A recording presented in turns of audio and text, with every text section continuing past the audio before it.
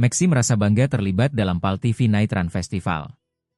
Keseruan gelaran PAL TV Night Run Festival 2025 pada Jumat, 19 Desember 2025 di Jakabaring Sport City, JSC, mendapatkan dukungan penuh dari berbagai pihak sponsor, salah satunya Maxim, perusahaan transportasi online yang ada di Indonesia. Head of Divisi Maxim, M. Rido Hanafia menyampaikan, Maxim memberikan dukungannya dan merasa bangga dengan gelaran PAL TV Night Run Festival yang merupakan kegiatan positif di Kota Palembang untuk mengajak masyarakat dalam pola hidup sehat.